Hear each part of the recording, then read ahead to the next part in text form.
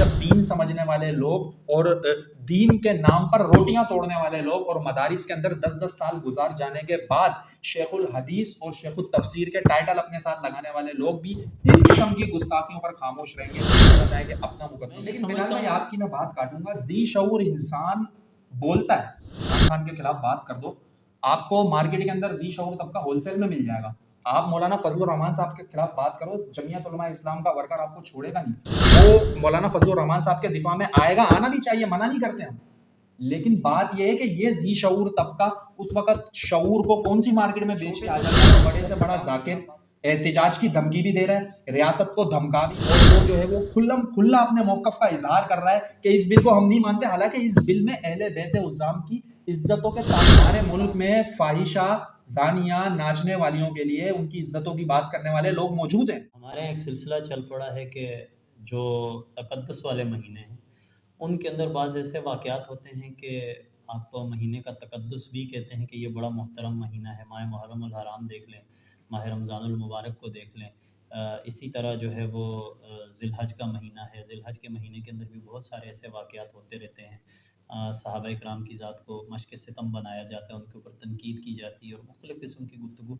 लेकिन चूँकि अगर सारी चीज़ों के ऊपर जाएँ तो बहुत ज़्यादा हो जाती हैं। लेकिन अभी एक ताज़ा जो एक वीडियो आई है मिर्ज़ा मोहम्मद अली जहलमी की, अ, आप उसको किस तरह देखते हैं? जिस तरह उसने गुफ्तगू की और हज़रत तलहा रज़ी अल्लाह तआला अन्हा जो हज़रत तलहा रज़ी अल्लाह तआला अन्हुम जो अशरा मुबशरा सहाबा में हैं, हज़रत अमीर मुआविया रज़ी अल्लाह तआला अन्हुम जो कातिब वही हैं, हज़रत आयशा सिद्दीक़ा रज़ी अल्लाह तआला अन्हा जो उम्मुल मोमिनीन हैं और आप सल्लल्लाहु अलैहि वसल्लम के निकाह में आईं।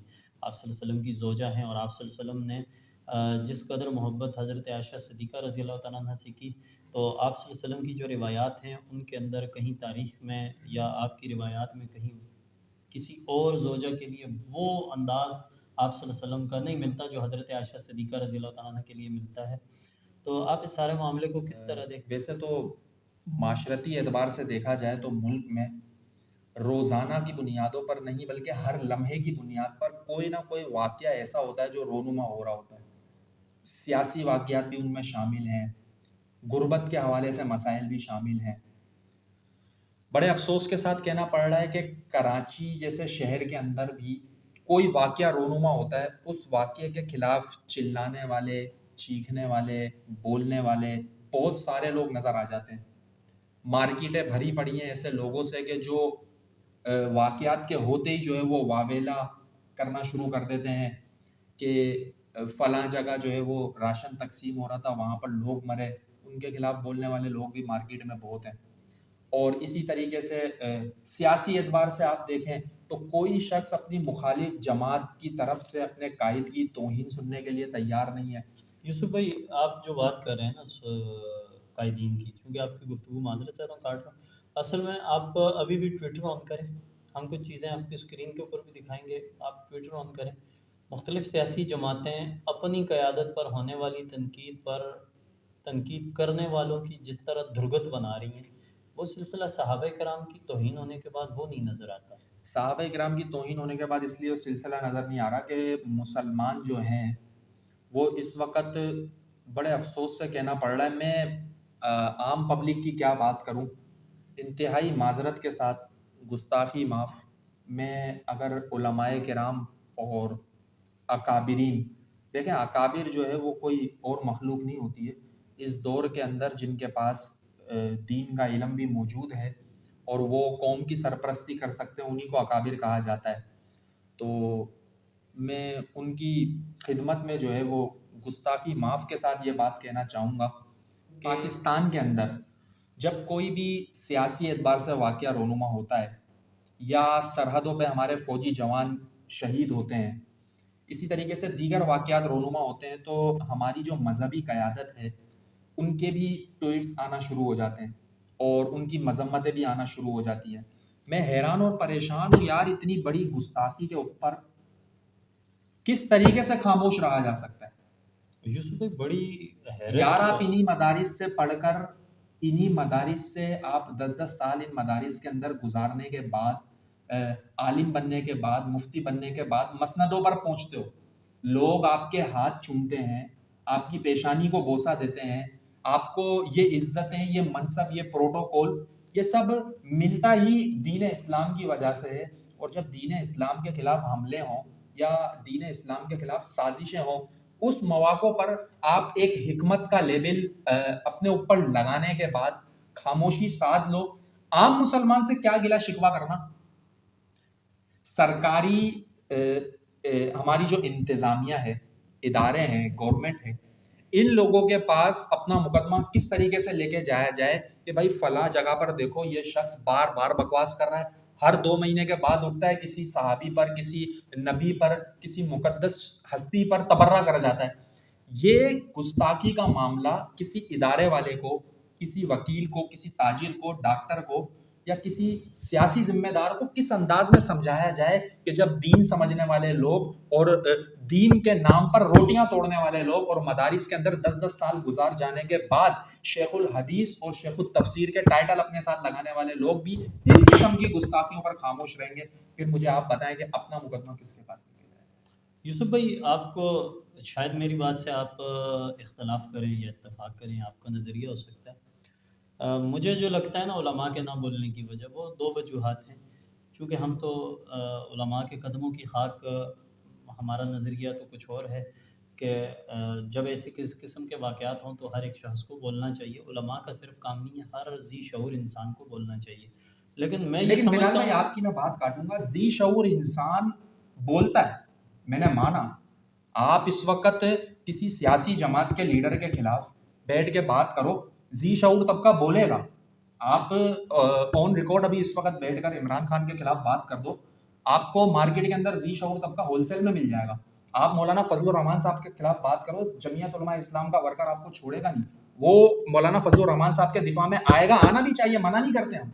लेकिन बात यह है कि ये जी शऊर तबका उस वक्त शऊर को कौन सी मार्केट में बेच के आ जाता है जब इस्लाम के खिलाफ बात। यूसुफ भाई, मैं ये कहना चाहता हूँ, मुझे ऐसा लगता है कि क्या उलमा का शायद जो एक नज़रिया है वो थोड़ा-सा बदल गया है। पहले उलमा हक़ कहते थे और डट कर खड़े होते थे। हमारे पास बहुत सारी मिसालें हैं। सैयद अताउल्लाह शाह बुखारी रहमतुल्लाह अलैह का आप नाम देख लें। उनकी आप ख़त्म नबूवत के लिए कुर्बानियाँ, मौलाना ग़ुलाम गौस हज़ारवी रहमतुल्लाह अलैह, बड़े-बड़े उलमा गुज़रे। ख्वाजा ख़ान मोहम्मद साहब रहमतुल्लाह अलैह थे और इस तरह और बहुत सारे उलमा गुज़रे जिन्होंने ख़त्म नबूवत के लिए काम किया, जेलें काटी और मैदानों के अंदर रहे और वो बड़ा खुलकर बोले।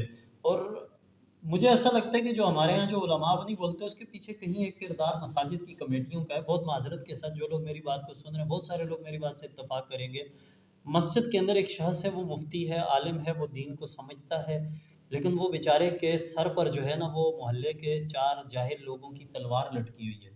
यूसुफ भाई, ये आप मसाजिद की कमेटियाँ उठाकर देख लें, एक बंदा वो मस्जिद के इमाम को चला रहा है। देखें, इमाम साहब है, साहिब इज़्ज़त आदमी है, दीन उसने पढ़ा है, सीखा है, वो लोगों को दीन सिखा रहा है, लेकिन खुद वो इमाम साहब जो है ना, वो एक पान का खोखा चलाने वाले के कहने पे चल रहा है। एक बंदा है, मैं ऐसे लोगों को जानता हूँ कि जो सूद पे कारोबार कर रहे हैं, लेकिन वो मसाजिद की कमेटियों का हिस्सा हैं और इमाम साहब को वो चला रहे हैं और ऐसी इमाम साहब के सर पे हर वक़्त तलवार लटकती ऐसी रहती है। मैं सूरत कुछ बोलूँगा हाल तो मुझे में निकाल दिया ऐसी जाएगा। सूरत हाल में जब आइम्मा किराम को अपनी गुफ्तगू का जवाब पान के खोखे वाले को और ठेले पे छोले बेचने वाले को देना पड़े, ऐसे में क्या कौम के सामने आप हक बयान कर सकते? नहीं। आप उन बातिल ताकतों का, उन बातिल कुव्वतों का और उन साजिशियों का जो दुनिया भर में कोनों-कोनों में बैठकर हमारे मुल्क को कमज़ोर करने के लिए, हमारी असास को, बुनियाद को, इस्लाम को कमज़ोर करने के लिए जो साजिशें कर रहे हैं, तो आप क्या छोले वाले की डायरेक्शन पर जो है चलते हुए इस निज़ाम को ठीक कर सकते हो?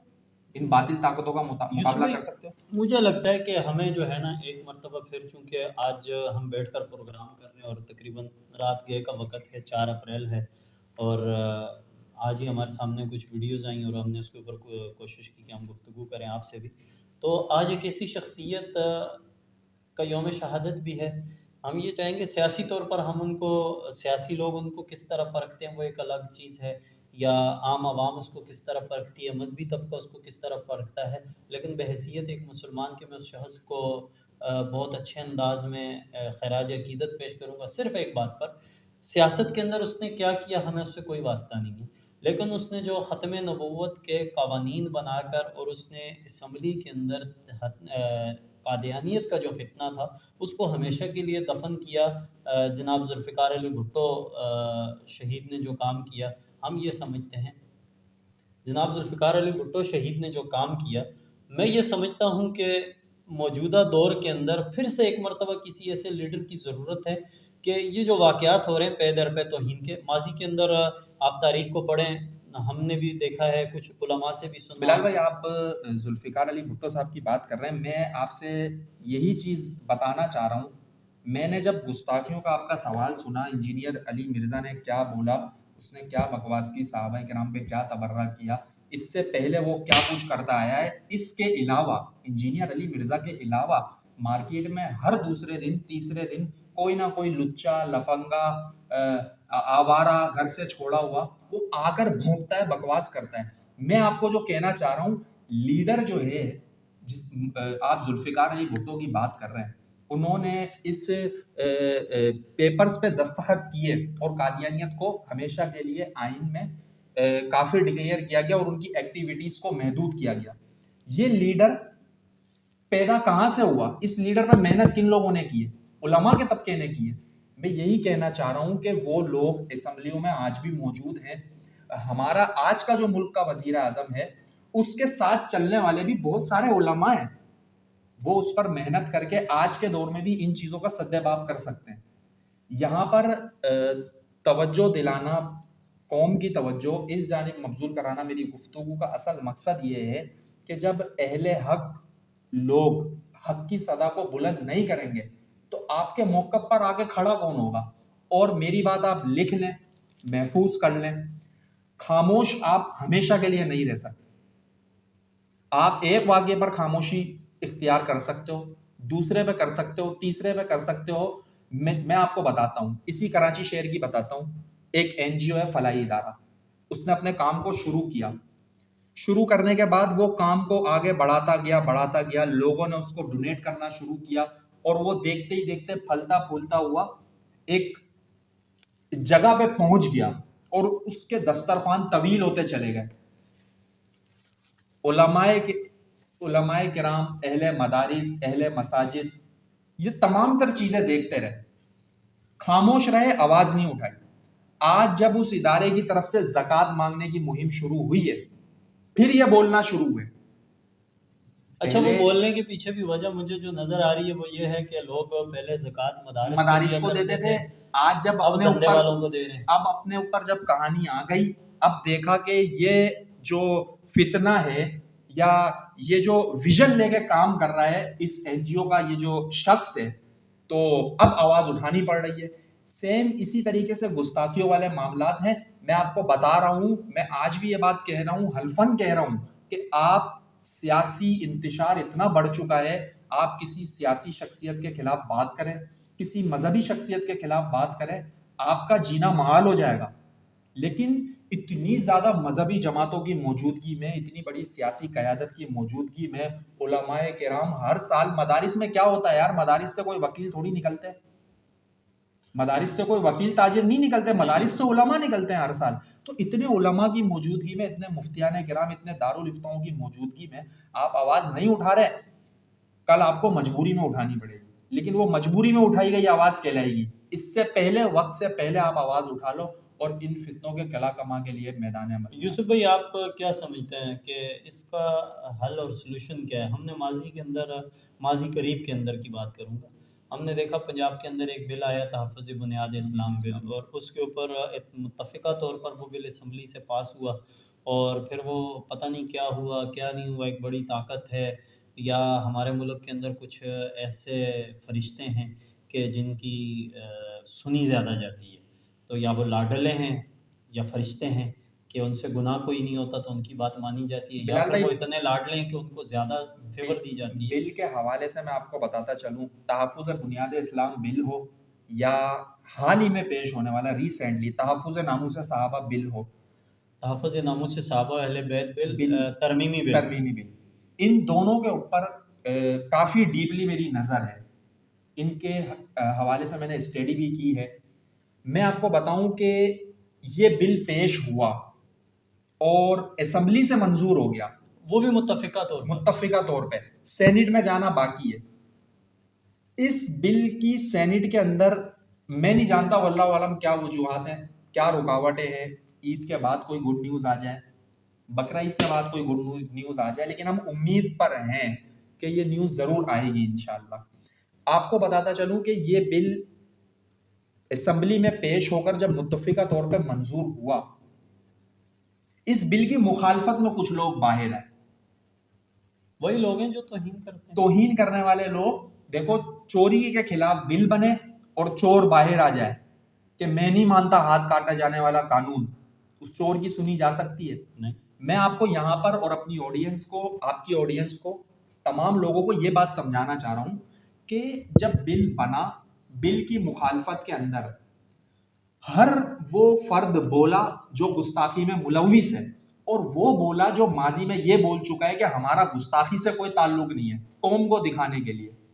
यार जब हर छोटे से छोटा, बड़े से बड़ा जाकिर एहतिजाज की धमकी भी दे रहा है, रियासत को धमका भी रहा है, और वो जो है वो खुल्लम खुल्ला अपने मौकफ का इजहार कर रहा है कि इस बिल को हम नहीं मानते, हालांकि इस बिल में अहले बैत उज़्ज़ाम की इज्जतों के तहफ़्फ़ुज़ की भी बात है। लेकिन आप मुझे बताएं, यूसुफ भाई, अहले हक में से कितने उलमा बोले?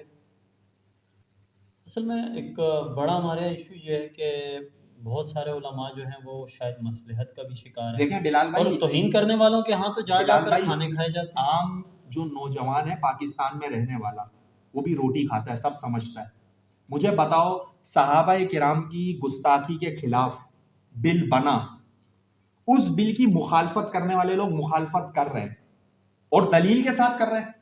यार अहले हक उलमा में से जब लोग उठ के इस बिल की हिमायत नहीं करेंगे और दलाइल नहीं पेश करेंगे, आम नौजवान तजब्जुब का शिकार होगा। जो है वो 10-10 साल दीन को पढ़ने वालों, उनके दर पे जाके दस्तक दे रहे हैं उलमाए किराम, अकाबिरीन के पास, कि आप लोग इस मसले, ये मसला अगर संजीदा है, देखे सहाबा इकराम रिजवानुल्लाह अलैहिम अजमईन की सहाबियत की गवाहियां किन्होंने दी है, आप सल्लल्लाहु अलैहि वसल्लम के साथ उनका वक्त कैसा गुजरा है, अगर ये सारी बातें दुरुस्त हैं, और कुरान में जो रजी अल्लाह अन्हुम व रज़ू अन के जो सर्टिफिकेट मिले हुए हैं, मुत्तकून के, मुफलिहून के, साजिदून के, राकिऊन के, और जो राशिदून के, और जो हमें एक राह दिखाई गई है कि आपने जो है वो सहाबा किराम के नक्शे कदम पे जिंदगी गुजारनी है, अगर हिदायत आप लोग चाहते हो, और वो तमाम अहादीसें दुरुस्त हैं, सही हैं, और वो उनके रावी मौजूद हैं, उनकी सनदें मौजूद हैं, और वो हदीसें जो है वो काबिल कबूल दर्जा रखती हैं जो आप लोगों ने हमें बतलाई है,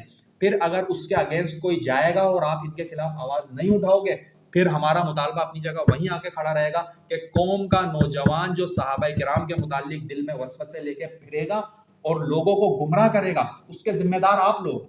यूसुफ भाई, मैं ये समझता हूँ इसका बेहतर हल जो है, एक तो ये तरीका है कि देखें ये झंझोड़ना, आपने बड़े अच्छे अल्फाज में उलमा को झंझोड़ने की कोशिश की, लेकिन मैं ये समझता हूँ जहाँ पर उलमाए कराम को उठना चाहिए, आवाज़ बुलंद करनी चाहिए, सियासी लोगों को भी करनी चाहिए। मैं ये समझता हूँ इस मसले के हल का एक तरीका ये भी है कि हमारे यहाँ नसाब की जो कुतुब हैं उनमें से सहाबा कराम के असबाक जो थे वो ख़त्म किए गए। हमारे यहाँ मैं बहुत माजरत के साथ मस्जिद के अंदर जो हमारी अवाम मजमा है, हम खुद देखते हैं कि हम मस्जिद में उस वक़्त जाते हैं कि जब खुतबा होने वाला होता है और इमाम साहब बयान ख़त्म कर चुके होते हैं, और हम मस्जिद में जाकर सहाबा कराम की ज़िंदगियों को सुनते नहीं हैं। और इससे ज़्यादा अफ़सोस इस बात पर है कि मैं मस्जिदों के अंदर, बहुत सारी मसाजिद में हम भी गए, आप भी गए, मस्जिद के अंदर मोहल्ले के सियासी मसाइल पर गुफ्तगू हो रही होती है मिंबर के ऊपर। माह मुहर्रमुल हराम का महीना होता है, इलाके के अंदर इलेक्शन के मसले चल रहे हैं, उसके ऊपर गुफ्तगू हो रही है, उसके ऊपर लॉन्ग मार्च पे गुफ्तगू हो रही है, मुहिम रुकनीत साजी पर मुहिम चलाई रुकनीत जा रही साजी है। मुहिम के ऊपर बात हो रही है। लेकिन अफसोस की बात है कि माह मुहर्रमुल हराम है, ज़िलहज्जा है, जुमादी उस्सानी है, रमज़ान का महीना है, सहाबा किराम की ज़िंदगियों पर बात नहीं होती। मैं ऑडियंस से कहूँगा, आप अपने अतराफ़ में मसाजिद के अंदर नोट करें, आपके यहाँ कितनी मसाजिद हैं जिनके अंदर माह रमज़ानुल मुबारक के अंदर जिन वाक़यात का मैंने वीडियो के शुरू में तज़किरा किया, इनमें से कितने वाक़यात पर कितनी मसाजिद के अंदर आपके उलमा ने, आइमा ने तकरीर की, आवाम को बताया। मैं ये समझता हूँ यहाँ पर उलमा की हाथ जोड़ के उनसे गुजारिश है, कि आप जहाँ पर दीगर मसाइल के ऊपर गुफ्तगू करते हैं, हालात हाज़िरा ज़रूरी हैं। और मैं कतआन इस चीज़ का मुतकल्लिफ़ नहीं, और मैं इस चीज़ के ऊपर एग्री नहीं करता कि जिस तरह हमारे यहाँ लोग कहते हैं कि जी उलमा को सियासत से दूर रहना चाहिए। अगर उलमा सियासत में नहीं है, तो जिस तरह की हमारे यहाँ सियासत नहीं गलाज़त है, बिला तो ये गलाज़त ही हमारे ऊपर मुसल्लत रहेगी। उलमा को खुलकर आना चाहिए किरदार अदा मैदान के करना अंदर, चाहिए। और बिला तफ़रीक, बरेलवी हों, देवबंदी हों, अहले हदीस हों, हमें इन चीज़ों से निकल कर सियासत के अंदर आना चाहिए। देखें, आप सल्लल्लाहु अलैहि वसल्लम मिंबर रसूल पर बैठकर नबुव्वत के जो मंशूर थे, आपके जो तरीक़ाकार थे, जो शरई अहकाम थे, उनको भी चलाते थे, और जो मुआशरती जो सिलसिला था, आप उसको भी चलाते थे। सैयदना अबू बकर सिद्दीक़ रज़ियल्लाहु अन्हु आपके बाद खलीफा बने, बड़े नरम मिज़ाज शख्सियत के मालिक थे, लेकिन वो भी मिंबर रसूल पर बैठकर सब कुछ करते थे। देखिए, मिंबर रसूल पर बैठकर सियासत क्या चीज़ है? मुल्क के निज़ाम को अच्छे अंदाज़ से चलाना सियासत है। देखिए यूसुफ़ भाई, मेरे कहने का मकसद ये है कि हमें एक चीज़ तो ये करनी चाहिए, आवाम को खुद ये करनी चाहिए, स्टेप उठाना चाहिए कि हमारे यहाँ जब ऐसे अयाम आएँ, तो हमारे इलाके के जो अ, लोग हैं, जो हमारी आवाज़ सुन रहे हैं, उनसे ये गुज़ारिश है कि आप अपने आइम्मा के पास जाएँ, आप उनको एक बाकायदा तहरीरी तौर पर लिख के दें, हज़रत आज इस महीने के अंदर फ़लाँ सहाबी का यौम शहादत या यौम वफ़ात है, या इतना बड़ा एक वाक़या पेश आया था, 17 रमज़ानुल मुबारक है, जंग बदर है, इस्लाम का पहला मार्का है, आपने फ़तह है पहली। जनाब तो देखें, यूसुफ़ इसके शकील ऊपर साहब का भी गुफ्तगू आपने जो है वो मौक़िफ़ जाना, और कुछ बातें इसमें सख़्त थीं, लेकिन बाज़ चीज़ें ऐसी होती हैं कि जब वो इंसान के दिल को लगती हैं, तो अल्फ़ाज़ भी थोड़े से तल्ख़ हो जाते हैं। हमारा कतई मकसद किसी की तज़लील करना नहीं था, लेकिन सिर्फ़ कुछ चीज़ें ऐसी थी जिनकी तरफ तवज्जो दिलाना था। तो मज़ीद आने वाली वीडियोज़ तक के लिए हमारे साथ रहिएगा, देखते रहिएगा वीओटी मीडिया, और चैनल को लाज़मी सब्सक्राइब कीजिएगा। आज के प्रोग्राम के हवाले से आप अपनी राय का इज़हार भी कर सकते हैं, कमेंट बॉक्स के अंदर भी, और स्क्रीन के ऊपर हमारे नंबर पर भी आप हमें व्हाट्सएप भी कर सकते हैं। और अगर आप इसी प्रोग्राम के हवाले से आप अपनी राय रखना चाहते हैं, तो हमारा चैनल इसके लिए भी हाज़िर है। अगर आप इससे इख्तलाफ़ रखते हैं या आप इत्तेफ़ाक करते हैं, हम आपका नज़रिया भी आपके सामने रखेंगे। आप देखते रहिएगा वीओटी मीडिया। अल्लाह हाफ़िज़।